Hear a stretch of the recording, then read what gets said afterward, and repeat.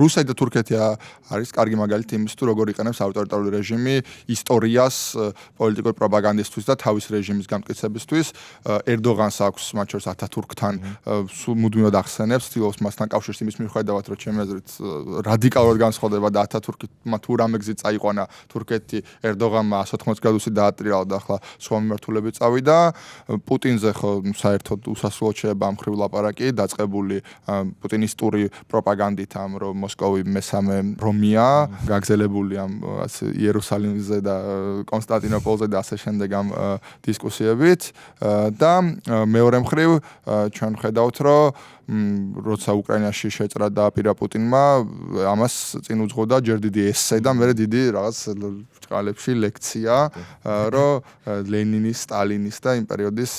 ანალიზით თუ როგორ თვითონ უკრაინა არ არსებობს და მე ისიც გახსოვს რუკა რო გადმოშალეს და აი ნახეთ აქ უკრაინა არ არისო და არის.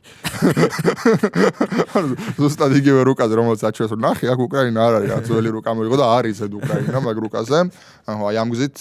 ისტორიით ცდილობენ დასაბუთებას თავისი პოლიტიკური დანაშაულების, რასაც მათ შორის ჩვენ ხედავთ რომ ქართული ოცნებაც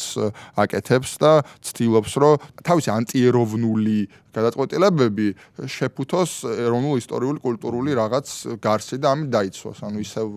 1990-დან მივდივართ მაგ ხრივ რომ ანუ რაღაც ერთს აკეთებენ და აბსოლუტურად მეორე სახელს არ ქმნევენ.